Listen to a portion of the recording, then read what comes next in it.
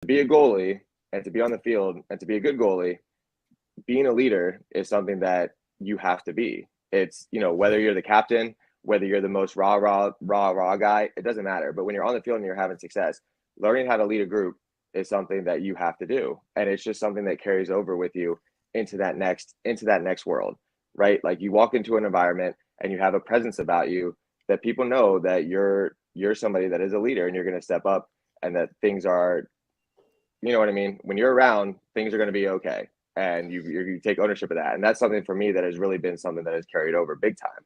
And that, I mean, skill set number one, absolutely.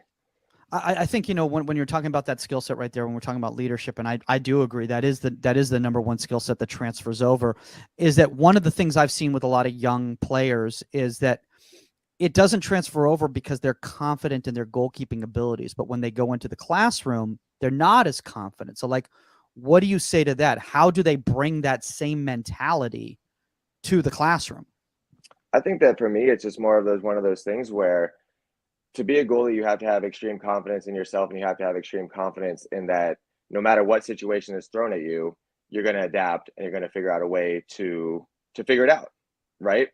And take that energy that you have when you're standing in between the field and carry it with you wherever you're going, right? If you're walking into a classroom, don't walk in. They talk about it all the time. When you walk onto the field, when you walk into a situation, walk in right back back straight, chest up, head high, confident in what you're doing.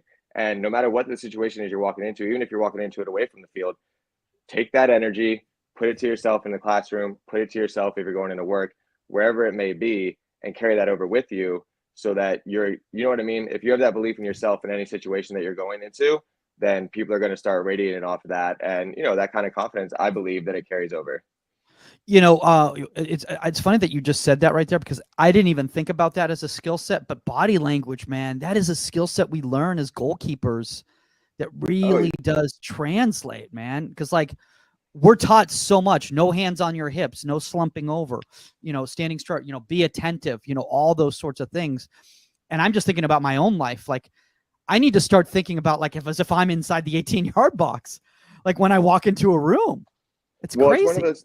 it's one of those things too, right? Like you learn from a young age as a goalkeeper. If you give up a goal, if you fail, right? If you make a mistake, if you fail, it's all about how your reaction is and how you're putting off that energy for your teammates to see, for the fans to see, for your coach to see. It's not as much as it is about the fact that you made the mistake, as much as it is, okay, how is he reacting? How is she reacting to this mistake?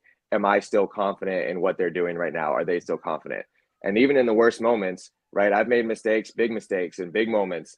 And then if you stand there slouched over, very sad, people are going to look back and be like, I don't know if they're okay. I don't know if I have the confidence. But it's same thing. If you don't do well in school, but you keep getting back up and you keep trying and you're confident in what you're doing, you don't start the slouch. I think that carries you a long way, and it really, it gives off a good outside presence, but it also builds your own self esteem up. It starts building you up when you're standing tall and walking tall and putting your shoulders back in any situation that you're walking into. One of the things I was just thinking about in regards to like transitional skill sets is just the simple fact of like specificity. Because as goalkeepers, we are taught to train specifically for certain movements and actions. And I think a lot of kids, and I'm using youth because there's a lot of youth that are listening right here, but obviously adults too when they go into the workplace. If they took their work specifically as opposed to the macro, but they looked at the micro, little details, I think a lot of kids would see a lot more success with their homework, with tests, all that sort of thing. Because I think a lot of them are just like, oh, I need to get my finals done, as opposed to like, what are the specific areas in order to achieve the goal of making the finals done? Like when you go into a game, you don't go like, oh, we just need to get a result. You go like, I need to make sure that my footwork is clean in this direction right here, or that my drop step is here, or is that I read that trigger and that cue.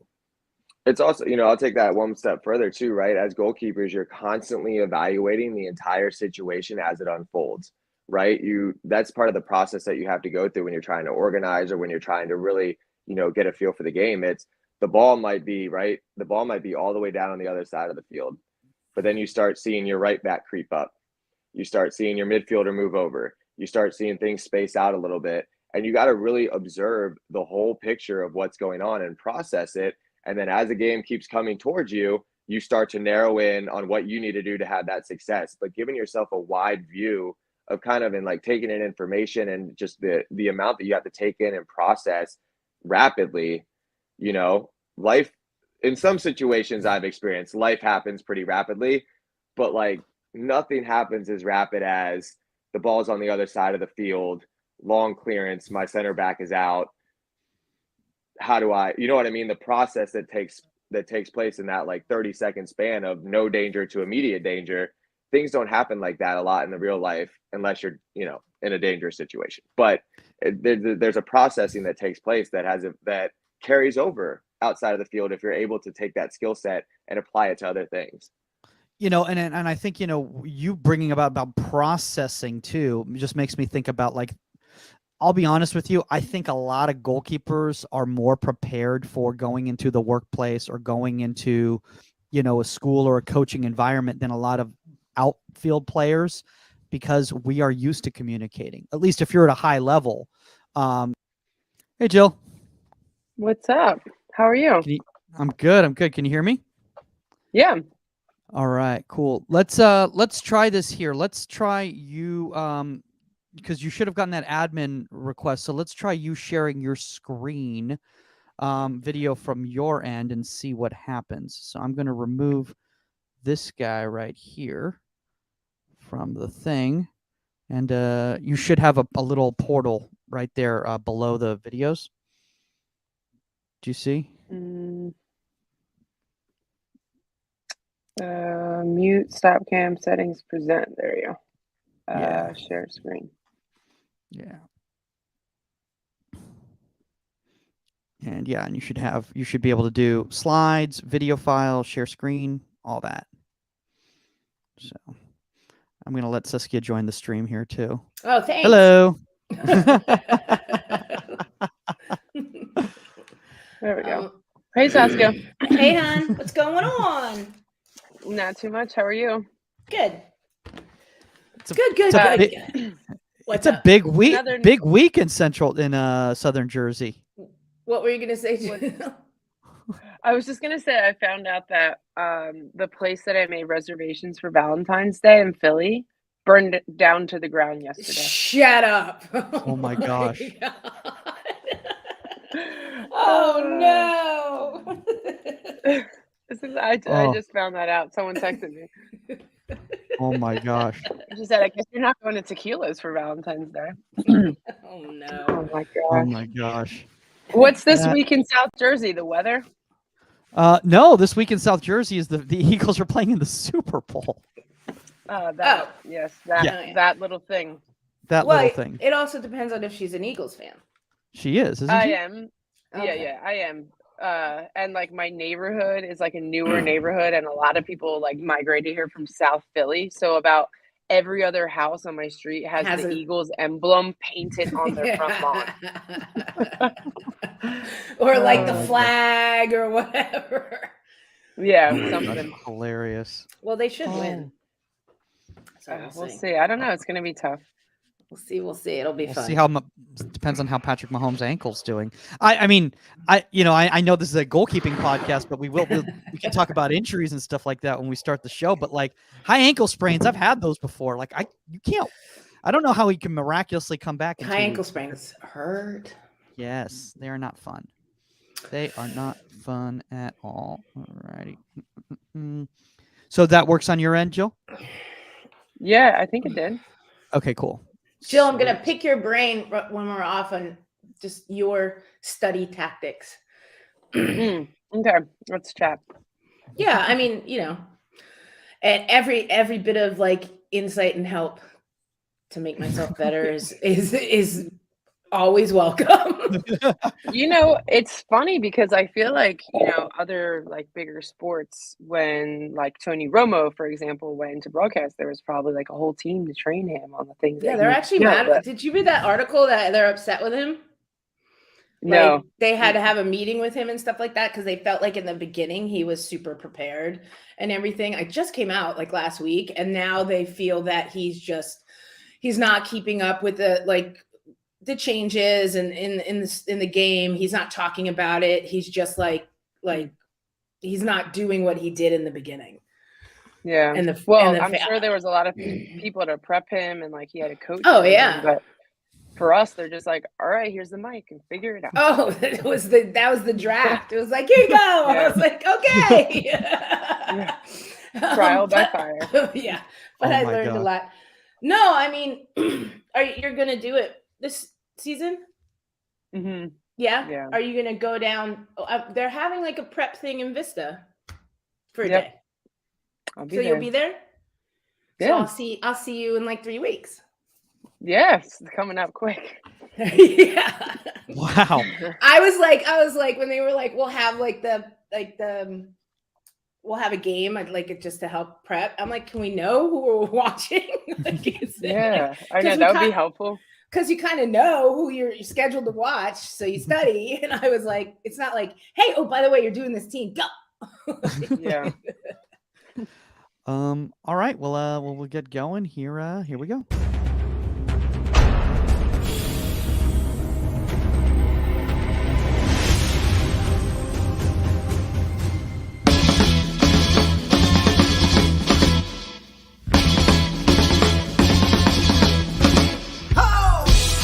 Welcome to Inside the 18. I'm Michael Magid, live from Hollywood, California. With me, none other than two amazing goalkeeper analysts and soccer analysts in general, 99 World Cup winner Saskia Weber and TKI CEO herself, Jill Loyden. Wow, there's already been a lot of broadcasting talk before we've even started the show. Yes, me getting pointers. I mean that's one of the amazing things. Now, Jill, a lot of people out there, obviously they know you from TKI and obviously, your professional career and everything like that. But maybe some people out there who are maybe watching from around the world and don't, get the Paramount feed and everything, know that you've been doing a lot of analysis for the last few years as well, too. Yeah, I've done it for 7 years with ESPN, and last year was my first year with NWSL, and it's a great opportunity to represent the women's game well and continue to progress it forward. And NWSL is putting a lot of money into the broadcast, and hopefully it'll continue to grow and grow and grow and get the attention that women's football in our country deserves. I mean, I think, one of the really fun things about this is that, I was obviously half joking and everything when we started the show, but Saskia has now come on board as somebody that's doing a little bit of the broadcasting for NWSL as well, too. And before the show starts, she's like, I need to talk to you afterwards because I need to get some pointers.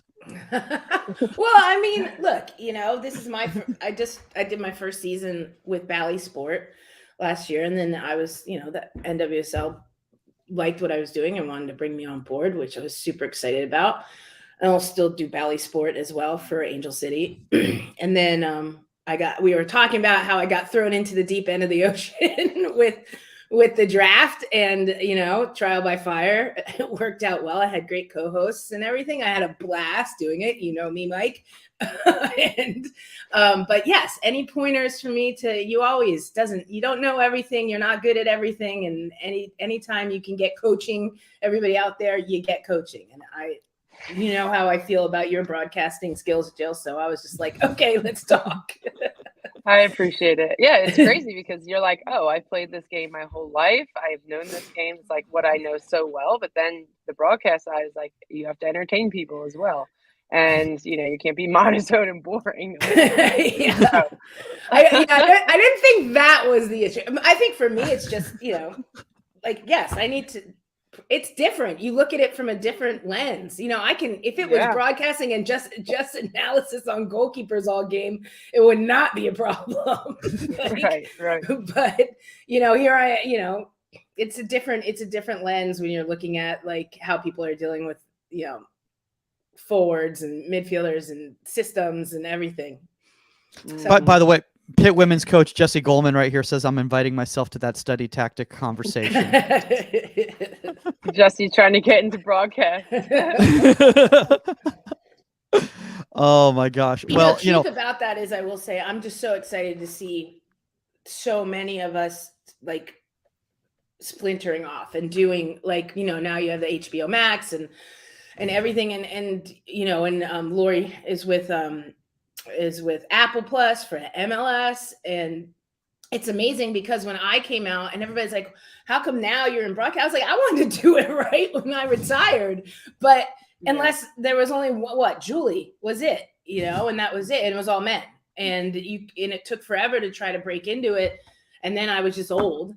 And so, you know, this is my second go around. This is my, you know, my swan song. I get to retire after this. Jill, is this something that you knew you always wanted to do as well when you were done with your playing career? No, but so Heather Mitz was working with the Philadelphia Union back in like, I don't know, 2013, 14-ish. And she was moving on to another job, and she gave my name as like a local ex-pro.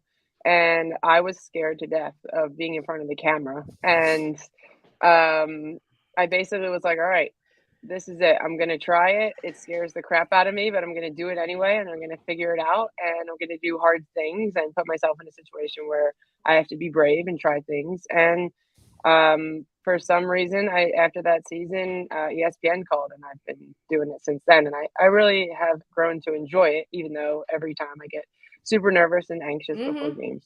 So do I. Yeah. I mean, I think it's just like with anything. It is. It's nerve-wracking. Yeah.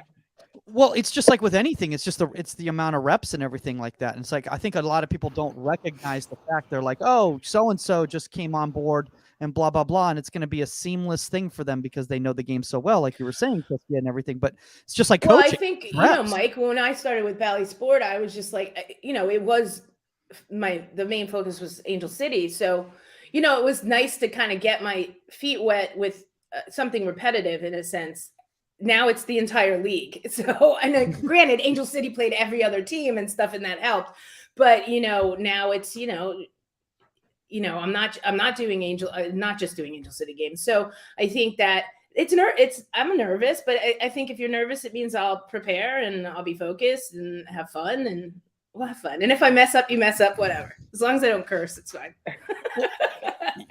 It puts you back. It puts you back though in the position that, like, for us who are coach, like, it puts you back in the position of the goalkeepers that play on the weekends, right? And I think that goalkeepers nowadays are the bravest, strongest individuals who have to show up, because you have to be so vulnerable to step on the field and not know what's going to happen, because you could be the hero, you could be the GOAT at the end of the day, right?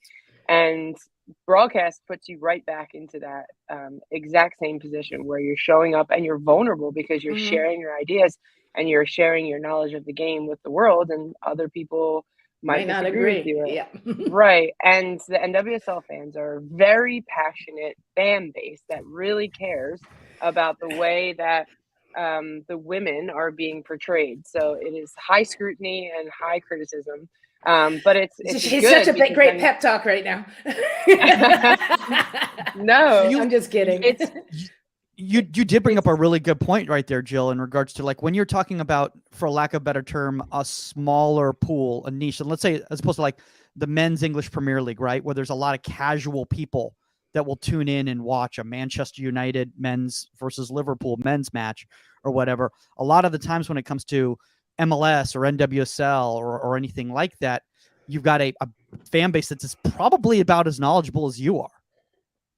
Well, if I just said the name Lexi Lawless, everyone has an opinion, right? Like, everybody has an opinion what he has to say, and that all of us are in that same position, is everyone will have an opinion of what we think about the game, and they might agree, they might disagree, they might think our opinions are trash, but the thing is that we're putting ourselves out there to speak our opinions in front of, you know, thousands and thousands of people. That's the difference. Yeah. You know, I'm very one opinionated. And speaking of which, I got hammered at the draft when I said San Diego. Trust me, my phone exploded from like Angel City, and Angel City fans like, you said San Diego's gonna win the cup, and I was just like, well, I have to be honest. They're pretty darn good. And I was like, but you know what? I could have said any other team other than the rival down the street. So but no matter what you say, people will always disagree. Exactly. But I was like, hey, I mean, at least people are paying attention. I was excited about that. Jill, before we kind of go back into the coaching tip and everything, I do have a question for you because obviously, you started doing NWSL after you'd been doing college. Did that help you into the NWSL because you were familiar with a lot of these players from watching them in college? From a soccer sense, of course. I've had 7 years of some of the best players in the college game, like watching Savannah McCaskill, for example, in Jill City, in her college game surely helps when you go, transition to the pro game. But it's completely different. It's almost, you have to have more of an analytical eye because the tactics become more important at the pro level. In the college level, you've got these rotating subs all the time, which make it really, really difficult. But from the broadcast side of things, you are more familiar with the names of everybody that you have to work with, the producers, the directors, their jobs. You're familiar with the camera. You're familiar with all those things. So from a soccer sense, yes, it's easier. From a broadcast sense, it's a little different, but it's, you're calling from a monitor some games for NWSL where, for college game, we're live in person. So it is a little bit different. Yeah. That's a funny story too, because when I went to do my first game at Angel City or Orlando, I was like, telling my office, like, yeah, I'm going to be in Orlando, and I was like that. I was like, for the game. And then I was like, why am I in Fort Lauderdale? And I was just like, where's the stadium? And I was like, yeah. And then I was like, oh, okay. I'm calling from a monitor. I got it. Yeah, you different. broke the fourth wall to a lot of people, Saskia. What?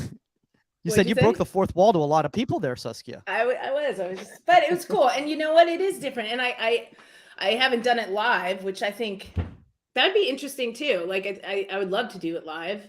I'd love to call live and everything. So that'll be a fun if I get to do that. But I thought I was.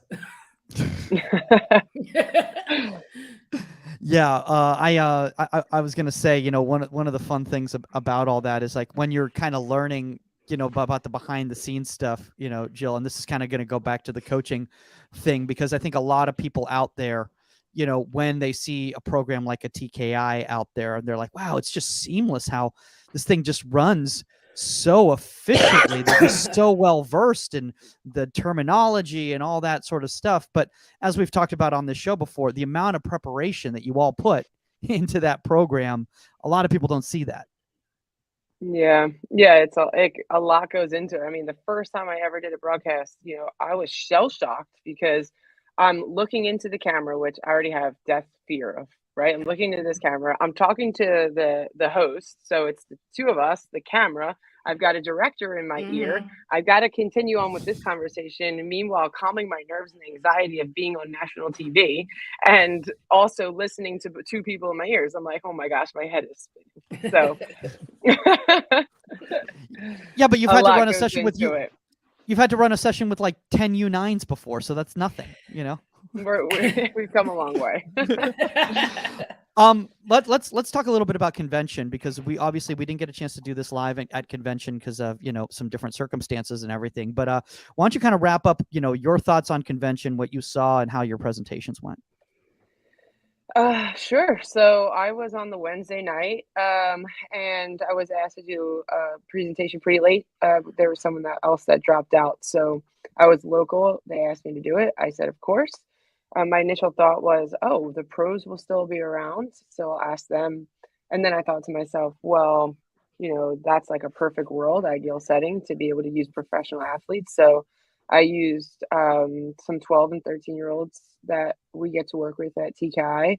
And I had Tori was there to help me and Kieran. So the three of us ran it with 6 goalkeepers. And what I thought was I wanted people to walk away being like a little bit more aware of what their opportunities are and how they can curate their own environment, not just take the exercise. Like my challenge to the coaches was to not write down any of the exercises that we did, but to think about what the needs of their goalkeepers are and how they can teach that in an environment that will really maximize learning. And I think we did that. I think the kids were really the stars. They were great. They were brave. They tried different things. They were unconventional. They were brave. And it was really, really enjoyable to just watch them and have a conversation with the audience about what they were doing. Yeah, I loved watching the session, and Saskia, I know you weren't able to be there because you were busy preparing for 1,700 different names at the draft. That night that you had to deal with, you're like, how's that goalkeeper to Alcorn State? I need to know a little bit more about that well, person, we do right? we have a great researcher, so that helped. But Jill brought up a really good point in regards to a lot of times you'll see these presentations and it's like 4 NWSL goalkeepers, and you're like, yeah, but that's not realistic to the environment that most people who are watching this session are going to be dealing with. Was that? Oh, I'm like, Yeah. was that a question? Yeah. Yeah, Well, I was just, I was leading you on to elaborate. Yeah, on that. no, absolutely. I mean, I think it's great that you had younger goalkeepers there, because the majority of the coaches there aren't coaching at that less than 1% of the would have been coaching at that level. So it is good to have a mix of so you can see different levels, different dynamics, how to handle different goalkeepers with different skill sets. You have to show that. You know me, I have PTSD from diving around at the convention on the floor. So I'm like, any goalkeeper that does that to demo, I have like hats off. I love it how I heard there was one activity that was going on by a certain goalkeeper coach at the convention, and let's just say that it was very physically demanding. And one of the goalkeepers in the demo session, because Liv Sakani, who's training over at Louisville right now, one of the goalkeepers turns to her and goes, "Hey, you don't need to do this. Like, it's not worth it for you." For you to take any risk here for those people in the bleachers there. Like, you don't, we can do it. Like, just let us do it. But it's good to use the younger ones. They're like rubber. Yeah. They loved it. They loved it. I know. I loved it when I was younger too. Yeah. Oh my gosh. So let's get a little bit into today's topic, and today's topic is a really good one that Jill brought up, and that's coaching principles. Jill, for people out there who kind of don't know what you mean by coaching principles, like, what do you mean by that? Yeah, so probably like 5 or so years ago, I really started to question, what am I doing as a coach? Where do my philosophies kind of lie? Where do my methods lie? And this one question kept popping up, and it was, how do I maximize the time that I have with these goalkeepers so that they can translate it to games? And I don't think what I was doing was effective. I think it made people feel good. I think it made me feel good because I was very controlling, and it looked good. It looked professional. It looked clean. It looked tidy. But I was continuing to ask myself, like, why isn't it look like that in the game? So I have been on this like journey and search to understand more about learning and teaching and using the ecological dynamics approach to influence the way that we design sessions to hopefully maximize goalkeepers' performance when they go to games. So this is a little bit of the presentation that I shared at the coaches convention, and my aim for the goalkeeper coaches that were in attendance was to not like fill their goalkeeper cup full of knowledge. Like, I am not the gatekeeper of goalkeeper knowledge by any means. So I don't want people to walk away with that. I want maybe coaches to understand like what the problems are in their environment and what are the opportunities in their environment to help generate ideas and solutions that might serve them better in the future, and hopefully fuel curiosity about, this is the way I've always done it and it's worked, but maybe there's a better and more effective way to do things, and to helping people like be more curious about challenging what quote unquote has worked in the past. Yeah, it's really interesting that you said that, Jill. And Saskia, this is a conversation I had recently with somebody, and I'm not going to name names, but this comes back to the education of parents. And they kept going to me. They contacted me about working with their kid. And I'm not going to name names. And the reason they wanted me to was because they said, oh, I just want him to go back to blah, blah, blah's training, blah, blah, blah's training, because this other goalkeeper coach is trying to get him to do things he's not comfortable with, things that he doesn't know, but the other things were already working. So why is he trying to get this thing? And I was kind of like, I don't want to really work with this player because he's an older player, which makes me think that a lot of this might be coming from that player as opposed to from the parent, because they're not going to be open to exploring. Well, I mean, first of all, yeah, I mean, but parent, it's like, oh, parents. It's like there's an evolution in goalkeeping. That's like me. That would be like me saying every goalkeeper I train, I'm going to train like I was trained, and the philosophies that were instilled in me 30 years ago, when I was 5. And just kidding. So, and like, obviously I'm not 5, and so I think that you have to evolve, and to go into any situation, or to show up at TKI and say, no, this is what worked for them, and he doesn't feel comfortable, she doesn't feel comfortable like doing anything new, then you're never going to evolve as a goalkeeper, because you have to show different things, because what you're doing, it might be good in the here and now, but if you want to advance, there have to be tweaks to your game, you know, and the game around you is changing as well. So if you say my goalkeeper, he doesn't use his feet, he doesn't feel comfortable, you're never going to change that. The game calls for that now. Yeah. So, I mean, I think that mostly we run into players that have that kind of sense of thinking, and it really stems from insecurity. So once we can speak to that, once we can say, hey, what's going on here? Like, why are you resistant to try this? Because it is effective, and here's 3 clips showing that it's effective, and here's 3 clips showing that how you get beat on this, or how you're not effective here. Let's talk about how you're feeling. Like that does really help in that regard. No, I totally agree, because you find that 100%, because you find that keepers stick to certain things because maybe it's worked in the past, and trying to, expand their range in something, they've failed. But, you have to fail over and over again in order to eventually get it and succeed, and have all these different things in your toolbox. You have to. I think, one of the, go ahead, Jill. Oh, I was just going to say, people don't come to training to be 10 out of 10. Like, you don't come to training to look good and feel good and catch 10 out of 10 things, because then there's no adaptations happening. There's no evolving happening. You're not learning and growing. You're just coming here sweating to feel good. So I think once you change that, or once you have the conversation, figure out why they're insecure, and just describe some of your methods, I find that people are more apt to be open. Yeah.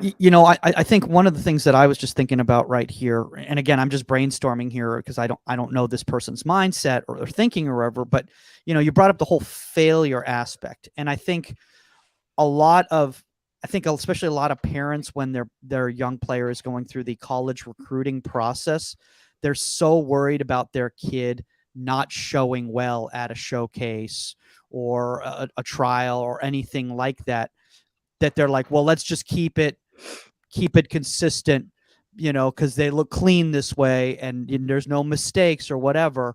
Not thinking about the macro of the whole development of that player. Well, we can get into that too. Yeah. I mean, because we're not. You're thinking that the person that's assessing them or watching them is only looking for the great save or the cleanness. You're looking at all aspects of that individual, like. How can I develop them? Where are they weak? And do they have the shape and the understanding of their body that this can be taught? It's you're not going to hand somebody a perfect goalkeeper on a plate. It's impossible. Yeah. That's a good point. All right, let's move on to constraints, Jill. Yeah, so we again take the ecological dynamics approach of learning. So there's the environment, there's the task, and the individual that are all working together. We're perceiving the information in that in those 3 categories, and then we're making decisions based off of that. That's our performance. I'm sure there's scientists out there and better teachers of that ecological dynamics approach, but I don't have time to get into that. But these are our constraints at TKIs. We have a limited amount of time with our goalkeepers. We don't have any alignment with really any of the head coaches of all the goalkeepers that we work with, and we're limited on our field space. So those are some things that are hurdles for us. But we also have opportunities, which are, there we go.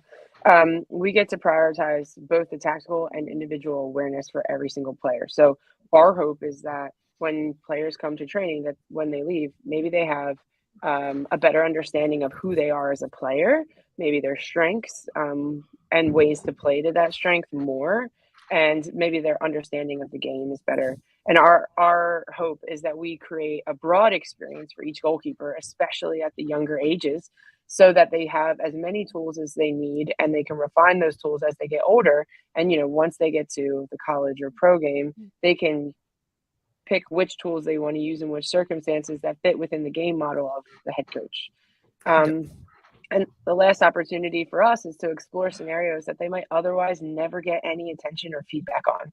And those are things that we really, really focus on. So protecting the space behind the back line and playing in possession are two things that are really, really important that goalkeepers don't get enough feedback on, probably from their head coaches, or opportunities to explore.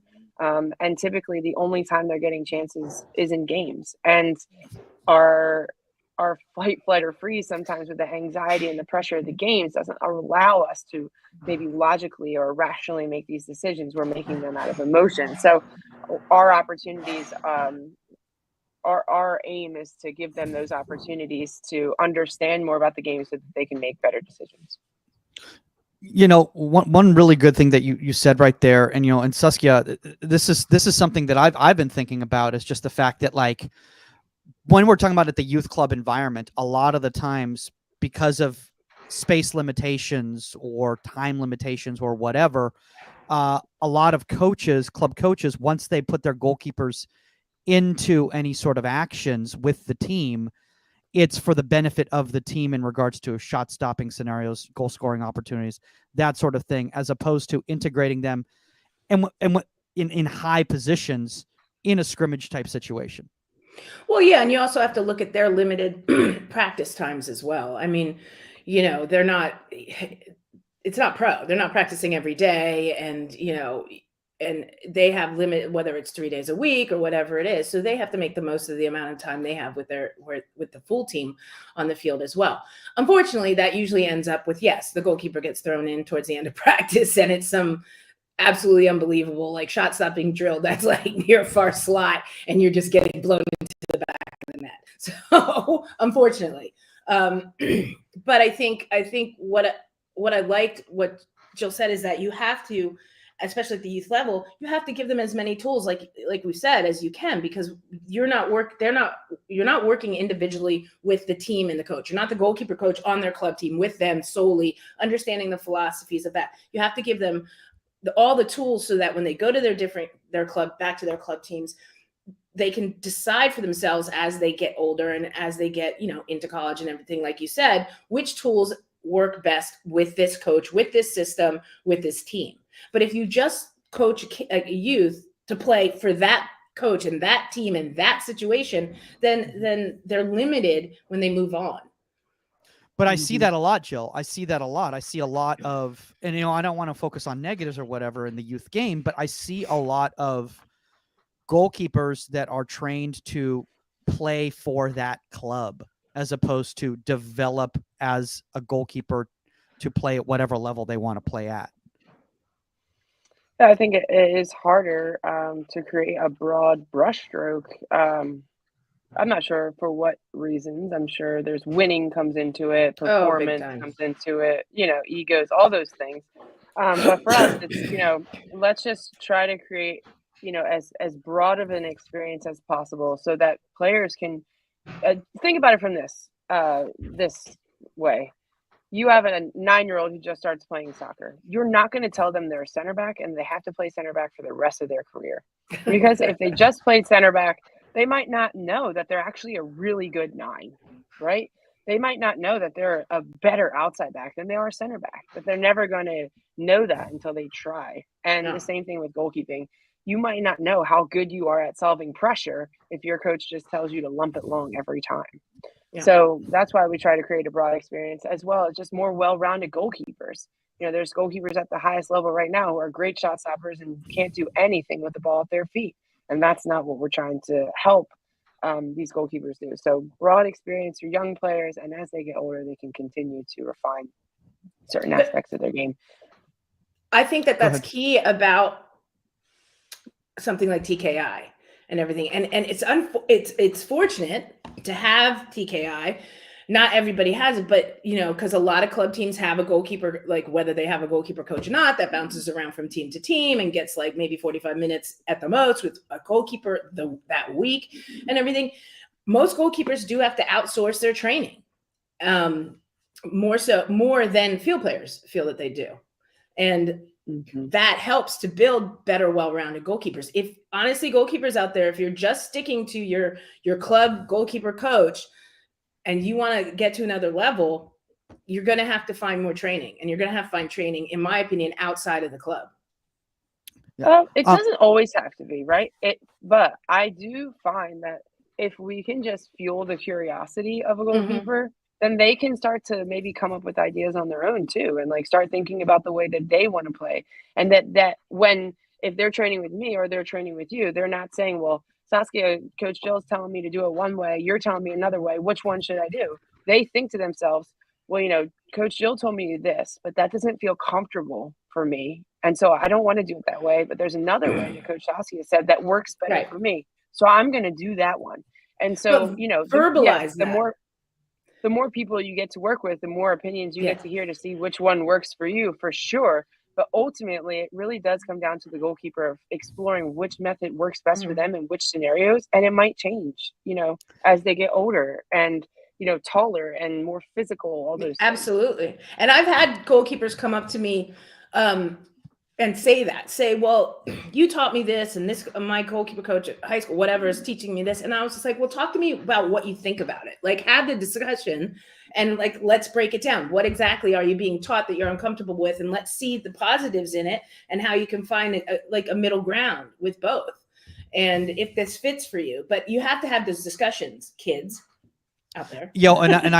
Saskia, you just brought up a really good point, and Jill, and that is, before we kind of move on to the messiness here, is that a lot of times with youth players, the information that you're getting is secondhand, and they may not have understood what another coach was saying, or it, or they're miscommunicating to you, what they're trying to say. So like, a lot of times, like, go ahead, Saskia. But no, yes. And they're coming at it from a point of view of, well, Saskia told me this, and, this is what this coach told me. And it is secondhand. That's why you have to have an in-depth, what exactly is the other coach telling you that you're not understanding or you're not clicking with? And let's talk about it. If you're it's just, they're kids, I was always taught this way and I don't understand this way, so it's very vague. So you kind of have to get to the root of it and break it down as a good coach. It's what you need to do. I also think that, I don't know everything about goalkeeping, and I can't assume to know everything about goalkeeping. So you shouldn't just listen to me, because if you just listen to me, I will limit you as a goalkeeper, because I don't know everything. I don't know how your body works and how you feel. I don't know everything about diving, right? And so it is, important to go out and, listen to podcasts like this and ask questions of multiple different people within your your scope, just so that you can figure out like, oh, that's a good point. That works for me here. I'm going to try this and see how that feels, if it does feel like it works or not. So then it just really does put the responsibility back on the player of like, this is your journey and you get to choose. You don't have to do it a certain way every time. Yeah. And speaking of that, like, I want to kind of get into this right here, because this is a conversation we had at convention in regards to, like, I think I called it organized chaos. When you watch Keeper Institute, it looks like it could be chaotic, but there's a method to the madness, and there's an organization to it. So talk a little bit about how that kind of fits into these principles. Sure. So this was a slide that I shared with the group at the convention before I trained, because I wanted them to know what they should expect, because it was going to be a little different than maybe what they might see even, on social media or whatever. So our sessions, although I usually post our kids doing great things, are very messy. They're not tidy. They're not neat and technical, and no drops, and mistake free. It is messy because we are asking players to try new things. We are asking them to explore. We are not spoon feeding them the answers. They are not relying on me to give them everything that they need in order to accomplish whatever the goal is for the exercise. So they're trying, and I think that probably the most important thing with our sessions is that you don't need a quote successful repetition to learn something, because you could get scored on and learn something from that repetition. Oh, I chose late to go there, and so because I did that, I probably should have just stayed, or something along the lines of that, right? They learn more about themselves. Oh, that person's really quick. I can't match them step for step, so I need to make a different decision. I need to have a higher starting position, whatever. So our sessions do look messy. We really encourage players to explore different solutions. We encourage them to talk to each other to figure out different solutions and co-coach through the session. And then in our sessions, they also have an opportunity to work on mentality, because we're asking them to explore and to make mistakes. They have to be okay with that. And that gives them an opportunity to use some of their mistake recovery techniques that Coach Chris instills in them. It allows them to wrestle with their frustration. It's okay to feel frustrated. What's not okay is if you act out of that frustration. And just like in a game, you will experience frustration. You will experience, making mistakes. And so they already have that credit in the bank of how they deal with it in training. And hopefully it just transfers right to the game. I love what you just said right there. And I love the fact that you brought up that mentality thing, because, Saskia, this is something that, I know we've talked about a lot in regards to every training session should be as much mental as it is physical. No, absolutely. And like Jill said, it's not going to be perfect. Goalkeeping is not perfect. This game itself isn't perfect.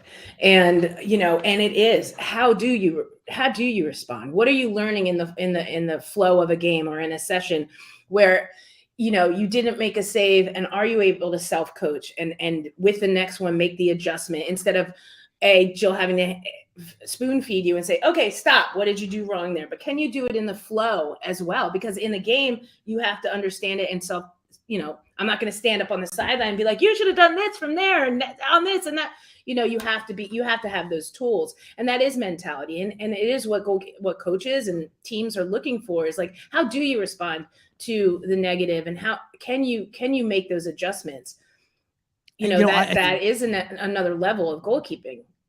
And I think, Jill, I think, Jill, one of the things that I've noticed as well too, and I don't know if you've seen this as well too, but like a lot of people think that like, oh, mentality, and they think beating up the goalkeepers at a training session, it's like, oh, I'm developing their toughness and their mental toughness so they can handle adversity or everything like that. But there's an ebb and flow in and your behaviors, and how there's a constant kind of gray area, basically.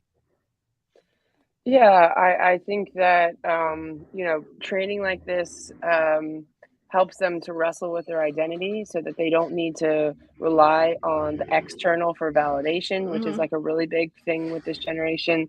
They don't need to have the best performance every single game to know that they're a great goalkeeper, a great teammate, a hard worker, resilient, all those things. Like, their performance doesn't take away those things. So this just reinforces that. And we try as often as we can to praise effort, to try new things. We praise bravery. We praise like, wow, that was so courageous coming out on that 1v1. I know you've been working hard on it. It didn't work this time, but try again, and that is, I think, a mentality that these players can continue to carry with them from team to team, that can remain the same, and that they can continue to work on things. Because when I was on the national team, I was in a highly competitive performance environment, and I hid all of my weaknesses in training. I refused to kick the ball with my left foot in training because I didn't want someone to view me as not good enough. And because I hid all those things, because I didn't want to feel like I'm not good enough as well, I never worked on them and I never got better. And so we don't want that. We want, we encourage our players as often as possible. If they're serving, hit it with your non-dominant foot. If you miss, oh well, you just got better. right? And to not hide and shy away from those things that are hard, but to lean into them. And everybody is collectively leaning in together at the same time. We're all safe and we can all make each other better. Mm-hmm. I love what you just said right there. Siski, I never even thought about the fact that, it's also about is that creating that environment where all the kids are bought in, or, young goalkeepers are bought in to, this is why we're here, so that no one feels insecure that like, oh, I don't want to look bad in front of so-and-so, or so-and-so is going to make fun of me, which is something I have seen in youth environments where players are very much like, oh, I don't want so-and-so to think I'm not good or whatever. Yeah, well, I didn't have to kick the ball. I could pick the ball up on a back pass, so it wasn't a problem.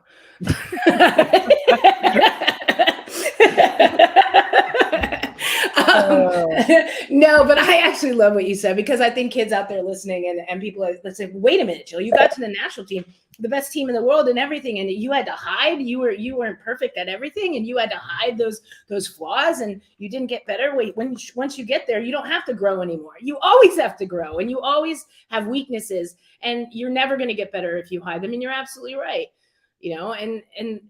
and I love that you're upfront and honest about that. Because parents and people out there look at us like even before when we were talking about the broadcasting, and you said, well, you guys are, you played at the highest level, you should absolutely know what you're doing, and it should be like that, and you should be the best at it. And it's not the case. You're constantly learning, and you're constantly, whether you're a coach, player, anything. So yeah. I could pick the ball up on back passes though. So. Well, that didn't allow you to maximize your learning like over at TKI, right? You see that segue right It there? Changed though partway through my career. So I had to change. See, I had to change partway through the career. So what do we got going on here, Jill, now? So I think that, we talked about session design and like methods and philosophies, and social media is great because it gives you an opportunity to learn more about the position, but also sometimes it's not that great because we take what other people do and we just do it, and we think we don't really understand what is important about that environment that's happening there, that the triggers, the cues that I need to also represent to get some kind of outcome, right? So for us, it's really important to have a way, a method, a philosophy on how we design our session, how we coach within our session, and the culture that we create. So those three things are really, really important to us, that we figured out if we can design the session so that the session is doing the coaching as much, more than we're designing and manipulating the constraints so that the outcome is being we get the outcome that we want from the kids are seeing different pictures. Can we then make sure that we are being effective with our words and not just, hijacking the session and we're telling, hey, do this, do that, do this, do that. And that most of the learning is coming from the session design. But when do we interject? And then can we create a safe environment for the players to explore? So all three of those things are really important to us. And if we can be mindful of all three of those things, I think we can maximize development and maximize learning as much as we can. So for us, session design, this is what you would see.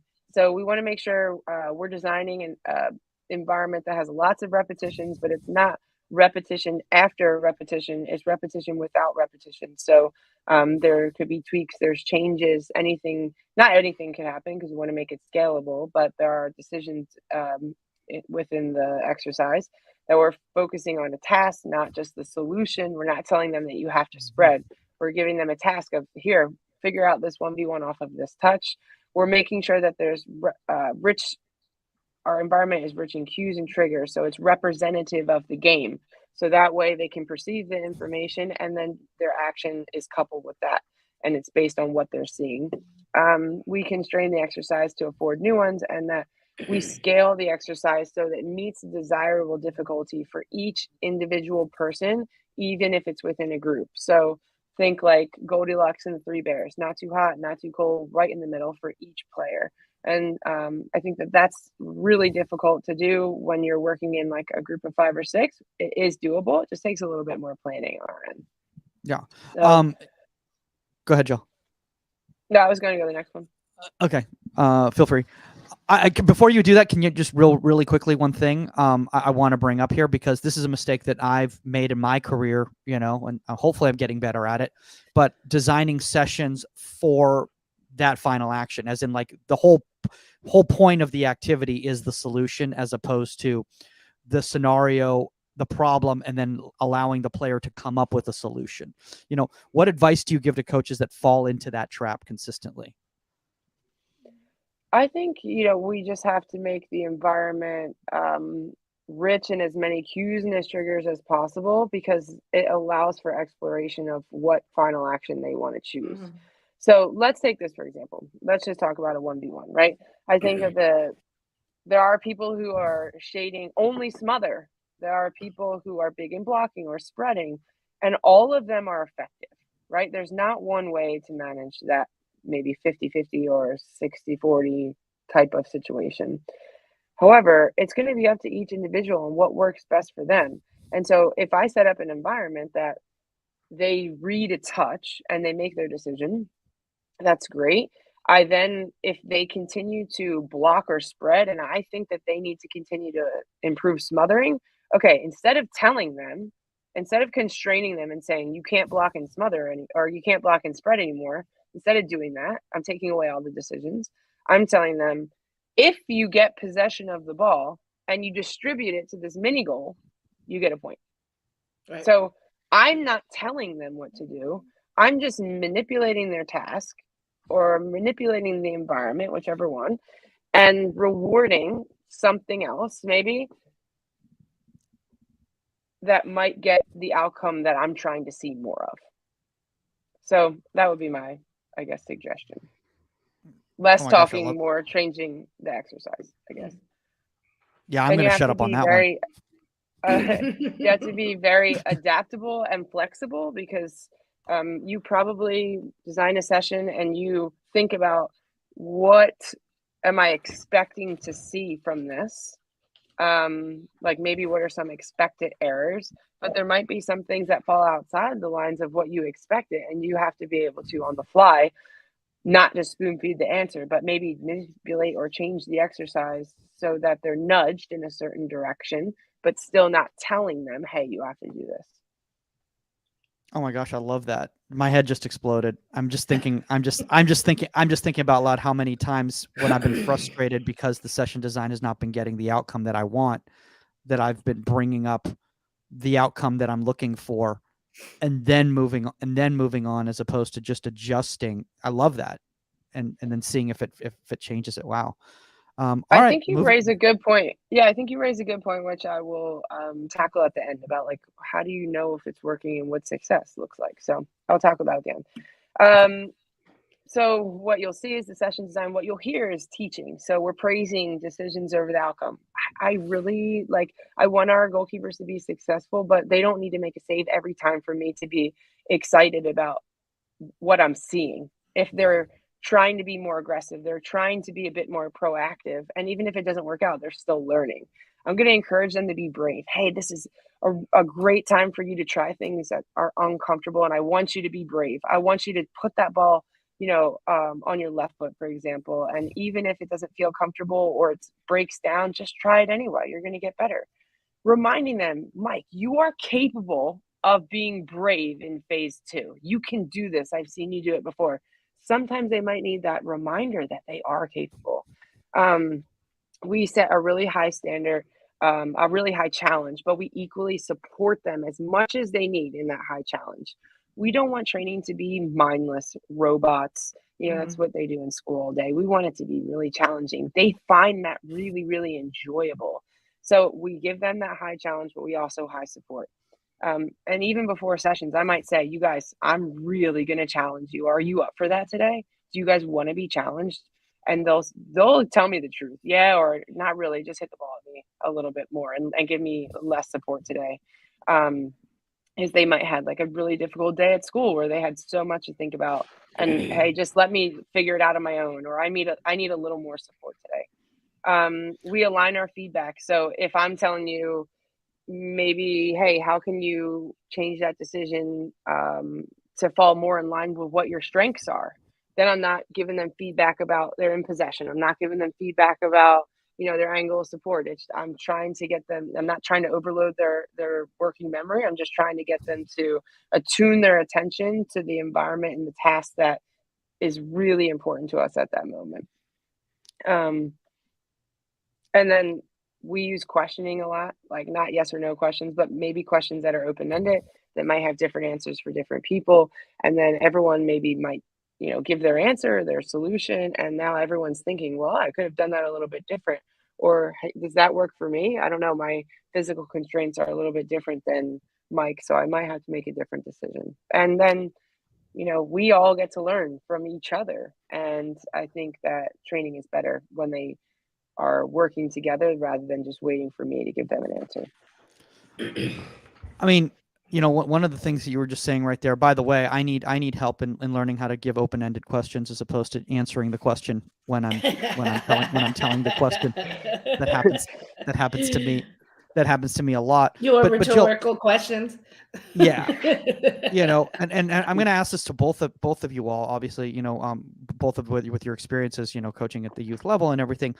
One of the things I want to bring up is, especially at the foundational age, when you have new players come into an environment that they're unfamiliar with, like when you have a new player come to TKI who isn't familiar with the coaching principles over there, maybe doesn't know the techniques that have been taught already, earlier on in the foundational phases as these players have been there. How do you incorporate them into your sessions without them feeling like an outsider or that they're behind or anything like that?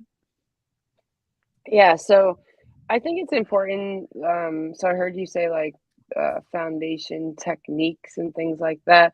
I really don't think that, a lot of techniques are really the foundation. I think that the foundation really starts with more of like game understanding, enjoyment, things like that. So to me, it doesn't matter about someone's technique. It's about their maturity in terms of like being open to new information, taking on new information, the character piece. To me, that those are like the more important pieces. But we do have sometimes where there might be, the group that I worked with at the convention has been working together for 2+ years now.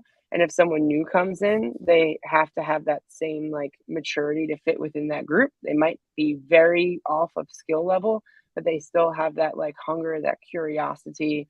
And we hope that we've done so much work with the other goalkeepers that they create an environment that's safe for that player.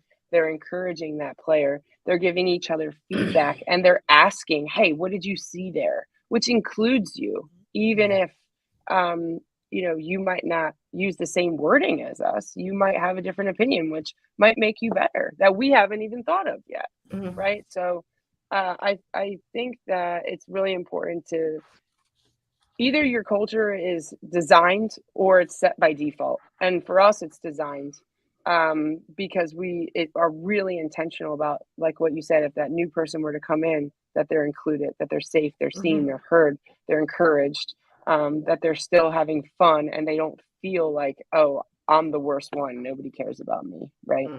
Mm. So, yeah, we see potential in everyone and we treat everyone equal in terms of like, it doesn't matter about your performance. We're here to help you grow and learn, and that's it. Oh my God, I mean, I love that. I love that. I love that. And Saskia, I don't know about you, but I've been in environments where, let's just say, it hasn't been like that. As Jill said, in regards to designed or default, I've been in a lot of environments where the club had a default, environment and culture, and it was very difficult to break that. Have you ever had that situation, and like how have you handled that, where it's like it might go against how your coaching principles are? No, I haven't had that so much. Okay.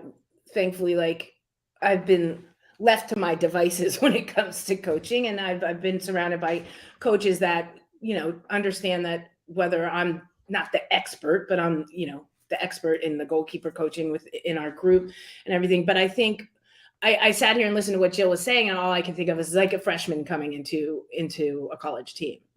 You know, have you set that environment up to be accepting, to be a comfortable place, to be supported, to be, you know, to help encourage that freshman that comes in, you know, and that freshman is, you know, you have juniors and seniors that have been training and they have a rhythm, and whether it's you know, a certain style that you've created as, you know, as a whole. But again, we go to there, it's, you have to highlight and look at what those players, that freshman that comes in or that new kid into the club that comes in has, and hopefully you've set up a good environment that everybody is encouraging. And the other, what I mean by that is the other goalkeepers, you know, and everybody learns from each other. And so that's up to the coach, and that's up to the team to set that environment up. I've been in environments where the coaches are idiots and they don't know what they're talking about. And they've come back to me after a weekend game and told me some stupid thing. And I've looked at the video and they don't understand how to break down goalkeepers. Yeah.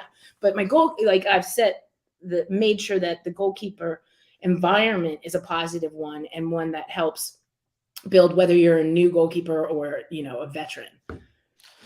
Jill, I got a question for you. You know, and we can move on to the next slide. But if you're a college coach, oh my God, I thought I had my Bluetooth off. So hopefully, I will say, didn't hear the ringing. I will say this, and I'll call this out. I don't care. When I was at USC for a short stint, right? Jane would not listen to me. All she wanted was another Lauren from UCLA. She's like, I need to find a 6-foot, like, brick house that I need a Lauren in here. And there's so many good goalkeeper out there with different strengths. And Lauren has weaknesses as well. And I'm just like, it's not that you broaden your mind. And I think that to set up an environment like that, where this is what you want, this is what you're looking for, and this person has to automatically fit into this mold, I'm like, allow somebody to develop, you know. And I sit there and tell her about goalkeepers I saw that I think were amazing, but it didn't fit this one cookie cutter. I don't really care if she hears this and comes back. It didn't fit this one cookie cutter mold that she had in her mindset. And I'm like, it doesn't work that way. You know, you're not going to find, I want an Alex Morgan and that's what I want. You know what I mean? Everybody has their strengths and weaknesses, and allow your environment to be a place where that person can come in and develop and be in a positive place and highlight their strengths and work on their weaknesses. But when you have coaches with that mindset that this is what I want, check this box, that's it, you know, like you're pigeonholing yourself, and it was ridiculous. Sorry. Well, I'll call you out. I have that. Hey, Lexi and I went to school together. I have that little tenacity in me as well. This is why when Lex and I chatted a few weeks ago, he was like, "Oh, I love Saskia." Rutgers, look out. Oh my. Oh boy. Well, you know what? I think we're just gonna just go over that bridge and move on to the next slide. Never mind my question there. Sorry, sometimes I get tired of being like so politically correct and not like calling people out. I just had to do it. Okay. All right, Mike. So I'm on. going to ask you a couple questions. Okay. So if you had to pick one, like maybe one or two or three things that you think that youth goalkeepers can all improve on across the board, what would you say one of those three things might be? Decision making. Okay. Do Confidence. you want to be more specific? So, you mean in regards to like an actual action or scenario? Sure.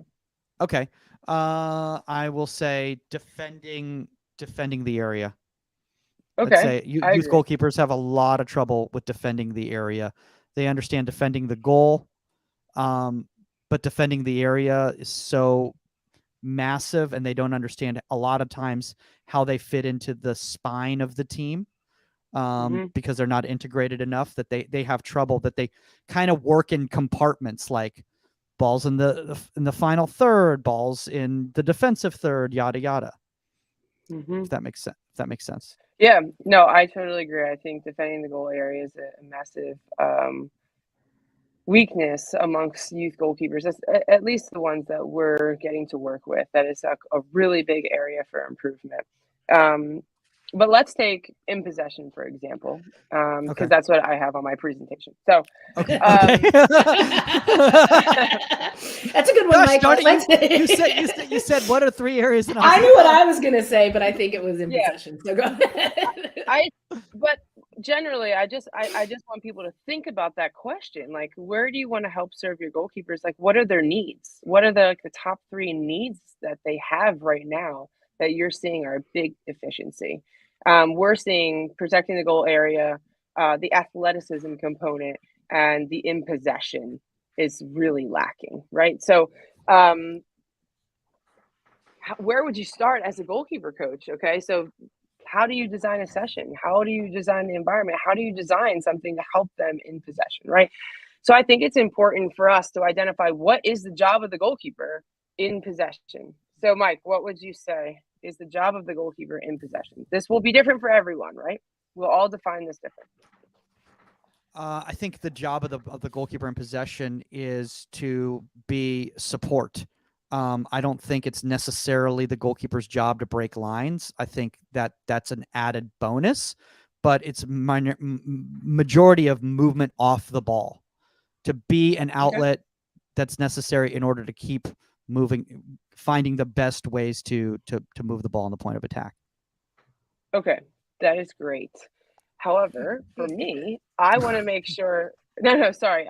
That's okay. great. Listen, whatever your opinion is, that's great. Like, it doesn't have to be my opinion. That's not what I'm trying to say. But we have to have a clear idea of these questions because we have to be able to articulate them to young players. We have to be able to design our sessions around some of these answers, right? And it's going to be different for everyone. And there's no right or wrong answers, right? So the way that we talk about it, what is the job of the goalkeeper in possession, is to find the highest value pass. So Mike, I agree with you. The line breaking pass every time isn't realistic. It might not be open. It might not be on, right? But maybe in this scenario, our team needs to keep possession more than anything else. So playing a ball to a center back is actually the highest value pass that is available to me. Or maybe the pass into the nine's chest is the highest value pass available to me. So this is the way that we talk about it. It's like short and concise, but also room for people to have their own interpretations and broad, right?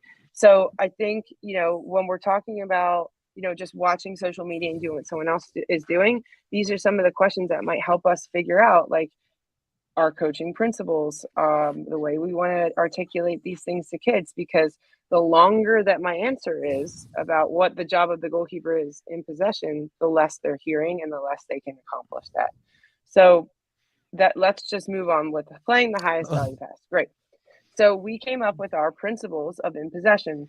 First and most important thing that we're going to do is scan, right? We're going to find pressure. Where's pressure coming from? Where's the space? Where are my options? The next thing we're going to try to do is find that space, whether it's for yourself or whether you're moving the opponent, and then we want to exploit that space. So those are 3 really clear ideas on what the goalkeeper can do in possession. So now we know we want to play the highest value pass. In order to do that, Mike, I'm going to stick with you. What are some things that I might have to do? What are some things I might have to do in order to find that highest value pass? A couple things. One is I need to know the qualities of my players, because if I know that X player is not great on their weak foot, I'm not going to play the ball to their weak foot there. But chances are we're going to lose possession there. Or I also have to look at trends in the game. If so-and-so is getting marked out of the game, I'm not going to play it to that channel because that's going to be a dead end for me. So I need to recognize that. And then I also have to scan the field to look and see where the gaps are and where there's mismatches. Awesome. I love that. I also think all these things are important for sure. I think sometimes the ball comes back to players, and what do they do if they feel a little bit of pressure? They give it away. they try to clear it, right? Yeah. They maybe just like lump it long, because when in doubt, kick it out is something that I grew up hearing people say, or we're not willing to take any risks, or we're not trying to play all those things, right? So I think if we can increase the goalkeeper's time, that we can increase our fine. So what do I mean by that? Oh no. Is the video not Can playing? you click that?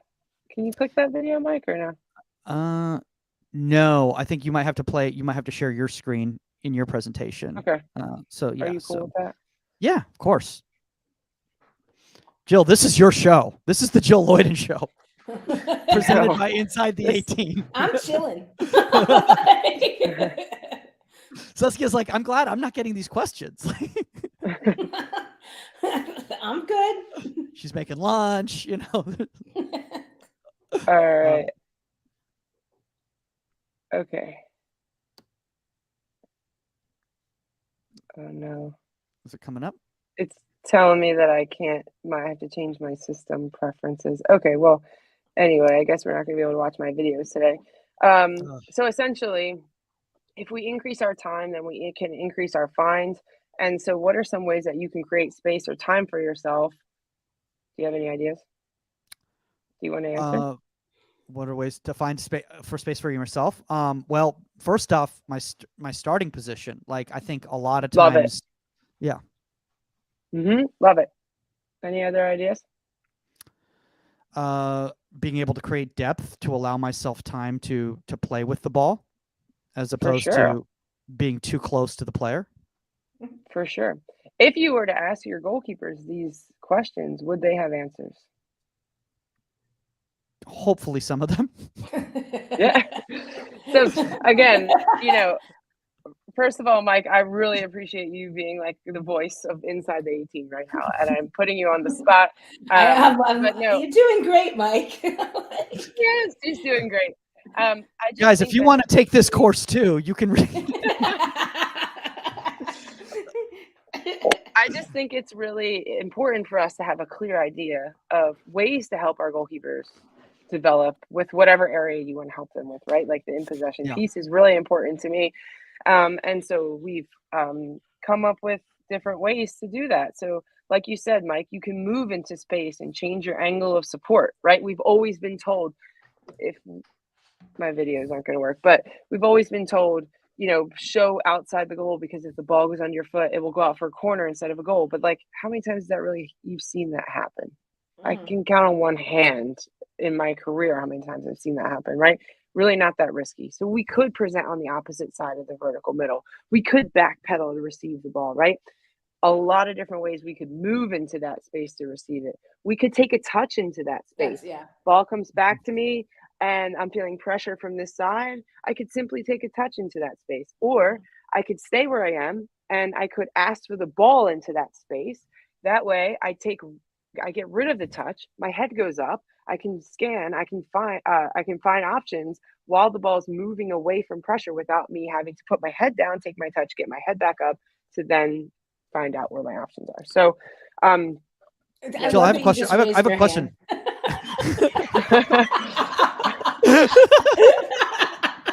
I love that you just raised your hand. I feel like I'm at the Federation right now. Soon you're gonna ask me to hike my socks up. But I have a question, because what about, should you, like, in regards to like understanding your own qualities, like if I'm better with the ball at my feet, to ask for the ball and then I make the touch, and if I understand that I'm better, moving into the space, should I ask for the ball into space? Like, what do you think? I think yes, because I think, depending on it's going to come from the confidence standpoint. So if a goalkeeper feels more comfortable with the ball being played into space for them to work into, as opposed to the ball being played to their feet, that they're going to be more successful. Yeah, if the environment calls for that, then yeah. I mean, you could ask for the ball into space rather than taking a touch. But sometimes we might not want to ask for the ball into space if there's secondary pressure, right? So the environment changes. So we have to be equipped to do all three. If you had the choice to do all three, sure, anyone would work, right? Maybe one might work better than the other if you have a certain defender that you have to work with. And again, that environment changes because now you're working with a different center back who has a different set of strengths than your other center back, right? But think about it like this as well. Let's say I've got the ball's coming from my right-hand side, and there's also heavy pressure on my teammate from that right side. if I change my angle of support to the other side and my teammate gets stripped of the ball, I'm now wildly out of position to protect the goal. So then maybe in that circumstance, I might ask for the ball into space, or I might ask for the ball to my feet so that I can retain my positioning in case we get turned over. So it just depends. Yes, you want to play to your strengths, but also the situation and the environment might be different every time where you need to use a different tool. And as coaches, it's our job to recreate those situations as much as we possibly can. Like when we do exercises with the back pass, sometimes I underplay the back pass and let the forward get the ball so that they can go 1v1, because that could happen in a game. You know, it happened in a Wolves game a couple weeks ago. So as many of those different types of situations that we can manipulate, the more experience they're going to have in solving them. Wow. I'm not going to raise my hand again. Jill, you just brought up a really good point, and feel free to move on to the next one right there. But that I'm just thinking about is regards to, I think us as coaches, we need to do a better job of recognizing how sometimes we're throwing the same scenarios, and it's something that I've tried to work on in regards to, you know, the weight of the pass, you know, how a pass is delivered, who's delivering that pass, those sorts of things. So the goalkeeper's dealing with those in my environment. But I, especially when there's no pressure, I recognize that it's a very difficult thing to do, like when, especially like in an isolated session, when you're working like with one or maybe two goalkeepers, because it's a little bit artificial. So what advice do you give coaches that are in that environment? I can't tell you. I probably every day, if I'm in an environment with just one or two goalkeepers, I ask someone else to stay, whether that is the goalkeeper that I was working with before or the next goalkeeper to come early, or I ask a parent to help me serve and I run and chase them down and put pressure on them. Or I might ask, sometimes like we have interns that help us with that, or another coach just, hey, can I have 10 minutes of your time to help support me with this? But I get as many people as involved as I possibly can. Parents, support staff. If you have if you're at a college where you have a trainer, they don't need to be goalkeeper knowledgeable. They just need to be able to run and put pressure on people. You know, managers, equipment people, whatever. Just get as many people as you can get involved, because people are actually your best equipment that you could possibly use. I love that. Yeah. You know Sounds how I feel about right that. No, I know. No, and it's true. Like I'll ask if I'm doing, I'll ask if they have a sister that plays. If hey, do you want to bring your sister out? Do you want to bring your brother out? You know, if it's Michaela, I'll be like, does Aiden want to come out and just put pressure on you and help with stuff. Like you have to do what you can. I mean, it's hard to create certain environments with limited people, period. Yeah. People are 100%. But I will say, sometimes you just have to do the best you can with what you have, because, sometimes I'll show up, we work with a I18, and I'll show up and they'll be like, well, you have about the 6-yard box to work in tonight. And I'm like, oh my gosh, I've been there. This is not ideal. Yeah, this is not ideal. However, we are going to figure this out and you're going to get better tonight. Right. And, there's a book called, I think, The Goldmine Effect. And there's this place, I don't know where it was, I forget, but they played in a garage, ping pong. They played ping pong in a garage, and the garage was so tight that they really couldn't move around. So their reactions became really, really quick, and that became their strength, and their constraint became their strength. So yes, we all have setbacks and obstacles and adversities, but we can still develop goalkeepers in this situation. Yes. No. Okay, moving back to school. Back to school. So okay. So the opponent has two choices. They can press us, or they can sit off and make it compact and make it difficult for us to play out to our teammates, right? So what happens when you've got all this time, however you feel like you don't have options because the opponent is constricting your options, making it compact through the lines? There are 3 different ways that we can do that. We can do a reverse pass, which is draw them one side, play the opposite side. We can attract pressure with the height of support, which I wish my videos were showing, because we can almost be a third center back. And when we become a third center back, we get high. Our longer passes are now shorter. Those shorter passes are more accurate. We now have the ability to hit playmaking passes in behind the back line. And we ask questions of our opponent. Are they just going to let me hit that long ball? Great, I'm a playmake. And if they come to me, now I'm pulling them out of their preferred structure, and I can play some incisive passes potentially into the midfield. So, and we can do a bounce pass. So my videos aren't going to work. However, it did show 3 different ways that we might, one way that we might start a session. It was just a little creative warm-up exercise. Another one where we played small-sided and we awarded the goalkeeper 1, 2, 3, or 4 points, depending on where their positioning was when the goal got scored. So maybe they were in zone 1, which is closest to their goal. They'd only get 1 point if their team scored. But if they were higher, then they got more points. So they had to figure out, when can I be high? Because I'm not just going to go in zone 4 every time, because we could get countered and scored on. When can I get high? And what does it influence the game when I am high? How does that influence the game? And then we had a couple of our goalkeepers doing that in the game. So I'll post them on social media or something. Yeah, I apologize for that. I for whatever reason, I was trying to, I literally did a Google search before, like when you sent me the thing, I went on a Google search to how do I extract these videos from PowerPoint. I was trying to create individual files, and I was trying to do what Google was telling me to do, and it wasn't working. So yeah, y'all be on the lookout for those. Or Jill, if you can post those on your Union account too, that would be amazing. Honestly, that would be really, really great. I would love to get feedback from people. Question I have about the scenarios, because I think a lot of times, one thing I've heard a lot before is that, okay, well, if a team's sitting back, then you wait for them to make a mistake. Like, what are your thoughts on that? Because that's something I've heard a lot from teams. Well, if I'm the goalkeeper and I have possession of the ball and the opponent is not coming toward me and I'm not forcing them to move, how will they make a mistake? If I'm not doing, I'm just standing there, they're just standing there. They're not going to move. Yeah. Right. And I think that, we can change the angle of our support. Even if we go high and we play it to our center back, we then can create depth, which might attract players to us, opening up someone else. So I think, I want to be proactive as possible. I want to see if I can create that maybe lapse in judgment, or I want to see if I can get higher, maybe create that ball in behind the back line, because that is the most threatening pass. And if they don't want to put pressure on me, that's what Portland did to the Wave last year.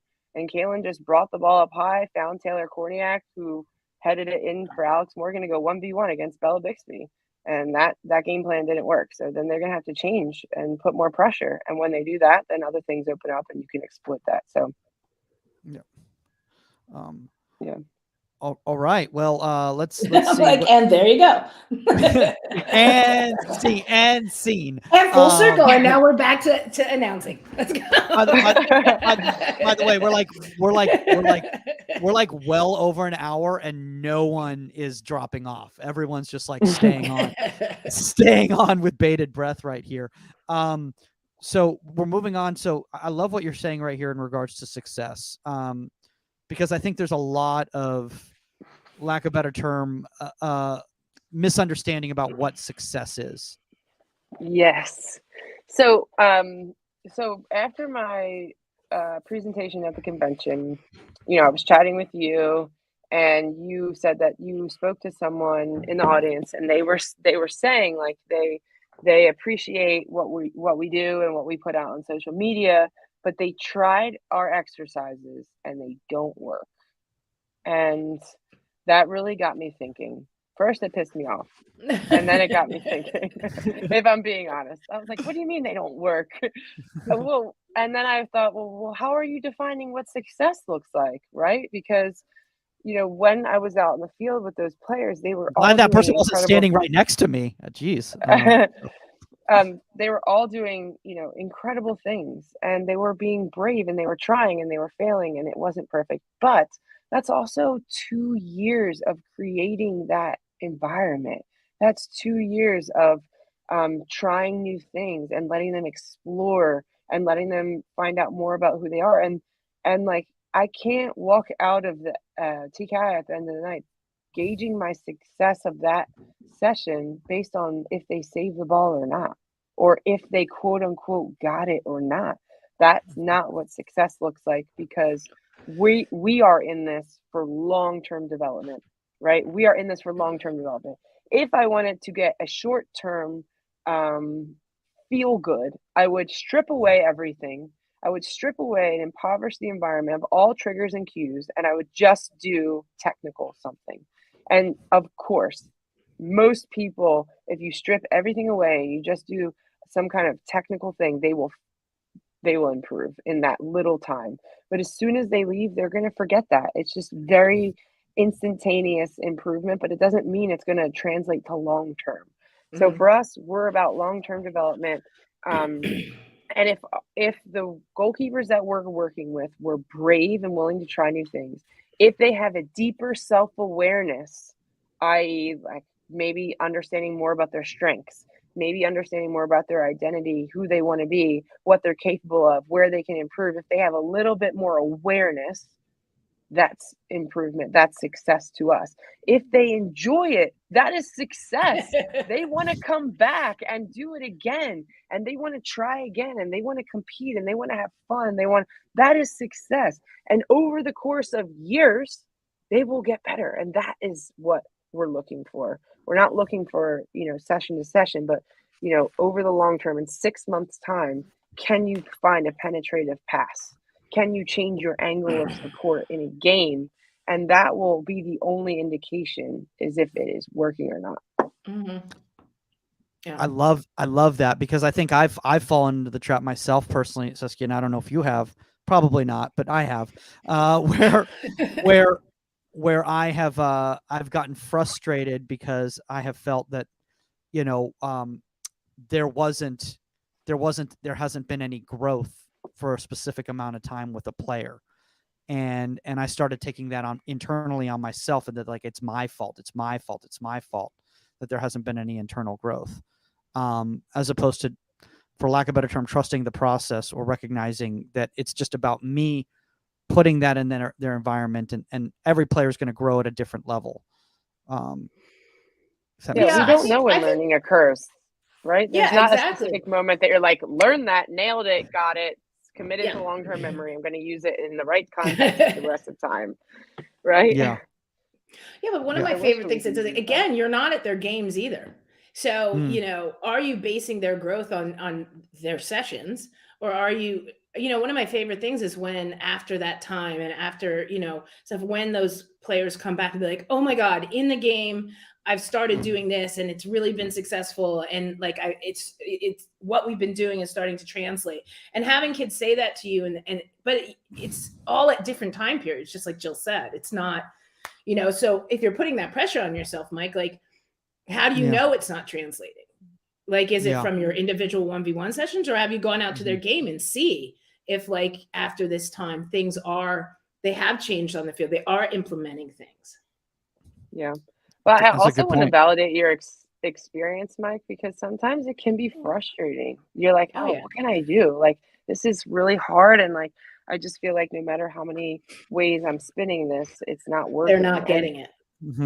Like when you do a 1,000-piece puzzle and you're like, oh, I can't find where this piece goes, right? That is frustrating. Yeah. Right? And then you're like, it wasn't in the box. and then but then you walk away from the puzzle and you come back an hour later and you instantaneously find where that piece goes. Yeah. Right. And it's like, sometimes we just need to take, a breath and just remind ourselves, like, what does success look like? Maybe it's just showing up, and this is the best part about that kid's day. Maybe success is just showing up and they want to come back because they enjoyed it, so.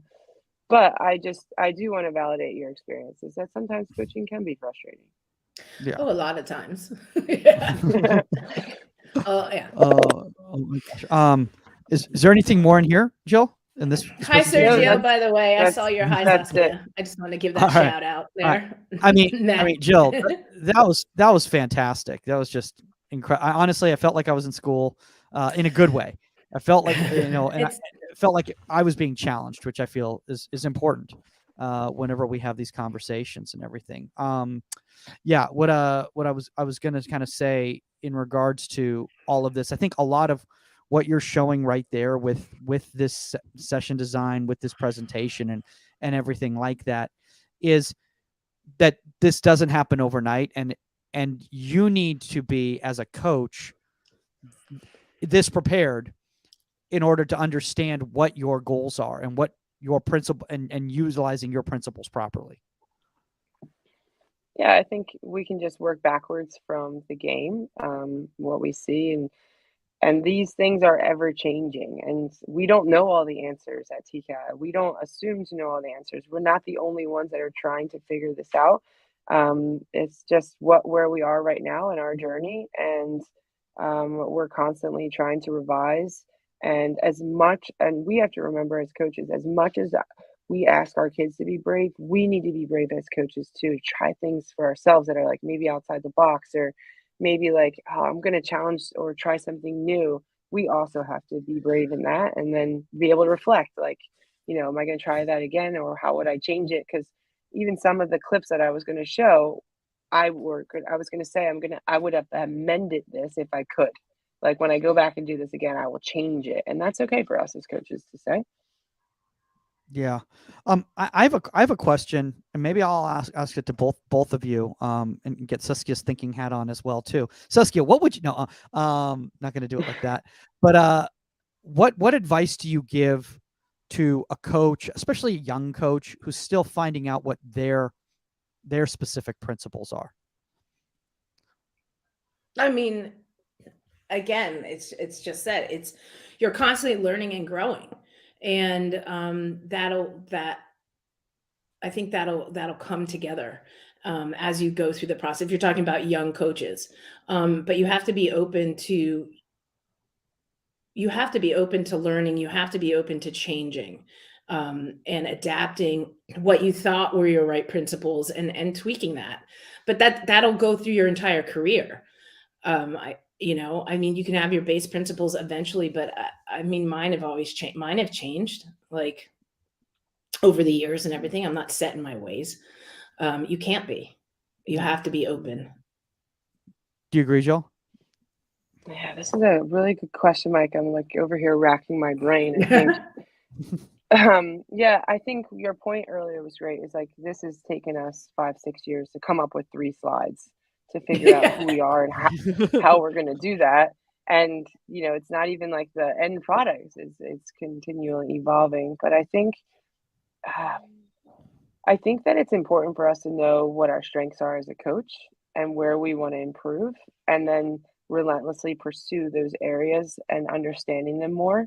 So, for me, I feel like culture is like one of my strengths, and like relationships is one of my strengths. So it's still one of the areas I'm really trying to do even more deep diving on, is the teaching part of it, is like understanding more about ecological dynamics and constraints and how to apply those to training.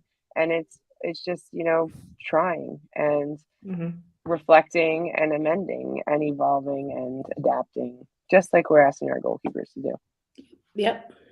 Yeah, I think that's just a great place to end on, because I need to make lunch. I know that my brain is.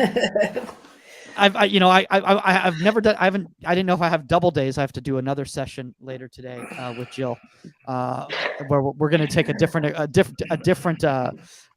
part of the game and ask what should we do there. Honestly, Jill, this has been amazing. This has been really, really incredible. Yeah, I mean, definitely, if you can post those videos on the Union in your account, that would be, I think, really, really awesome. I think a lot of people would get a lot of benefit, and there'd be a lot of good feedback in there too. So if you can do that, and maybe even this presentation here, the PDF, I think there's so much there. I will say this though, and this is something that Phil Loyden brought up to me at convention, and I'm sure you probably feel the same way, is that people need to recognize that when they go to present a presentation at convention, or they see something on social media, this is an example, this is a demonstration of principles, of session designs. It is not necessarily the session. It is not necessarily how you would do it in a real world environment. You're just trying to paint a picture. Agreed. Yeah, I think it's just important for everyone to understand how they're going to coach and maybe see something that they like and think about how it works into your environment to meet the needs of the goalkeepers that are in front of you. I think that's probably the most important thing.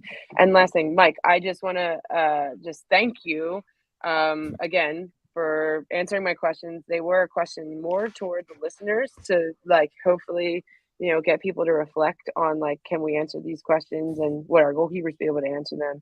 And hopefully just, fuel curiosity to understand, more about yourself and how to help development. So I appreciate you answering my questions. Oh, no problem, Mom. I wish they were on camera to raise their hands to answer the questions. Yeah, and that's not what put I'm me on the saying. spot. Yeah. If people want to connect with you directly, Jill, or anyone at TKI, where's the best place for them to reach out to you? Instagram, I guess, at the Keeper Institute, or you can reach out to me at TKI Coach Jill, or you can send us an email to any coach on our site at their first initial last name at thekeeperinstitute.com. Cool. And as we wrap, any clinics or camps, anything you want to plug before we go? Yeah, we have some camps coming up this summer, our select camps, which are my favorite time of the year. We have 3 of those, 1 in June, 2 in July. We have a college camp, a high school prep camp, and 2 youth camps. So we're going to be quite busy. Nice.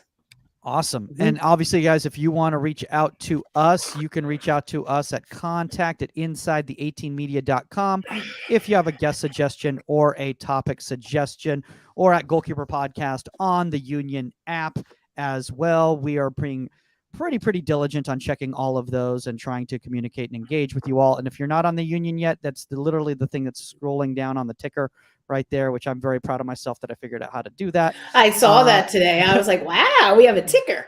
It's like CNN. It's like looking for the news. A chase on the 405. You have to live in LA to get that one. Oh yeah.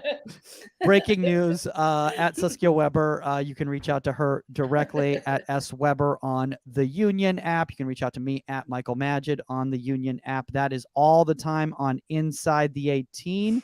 And we are out. Later, guys.